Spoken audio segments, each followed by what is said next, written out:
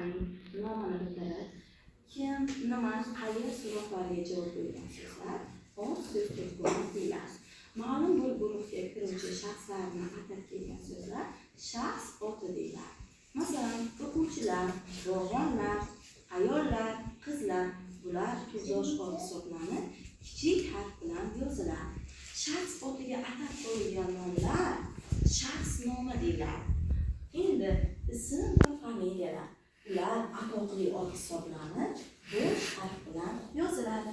Masalan, Doston bu ism, Turqinov uning familiyasi.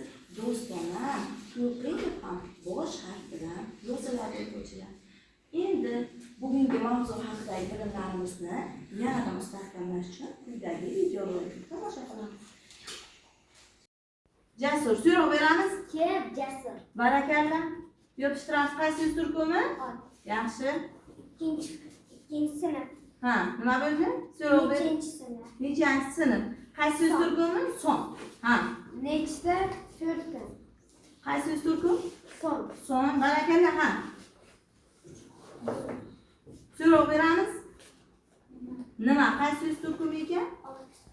Suyaklar va tishlarning yaxshi o'sishi, terining sog'lom rivojlanishi, yaralarning tez bitishi uchun juda zarur. Bu vitamin asosan turli meva va sabzavotlar tarkibida bo'ladi. 1928-yili kimyogar Albert Sendyordi C vitaminini kimyoviy yo'l bilan olishga erishadi.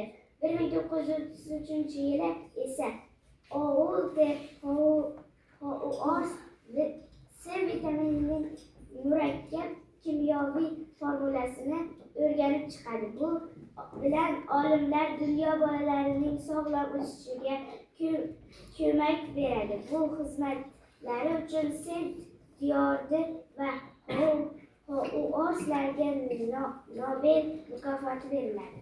Yaxshi, o'quvchilar, demak, savollarga javob beramiz. Marhamat, birinchi savolni berib o'qiydi. C vitamini qaysi mevalarga ko'proq bo'ladi? C vitamini qaysi mevalarda ko'proq bo'ladi?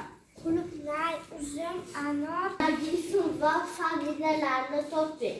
Yaxshi, o'qing, topib. Albert Sendyordi,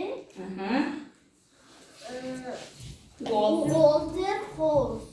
Barakalla. Endi keyingi mashq o'tamiz o'quvchilar. Bu mashq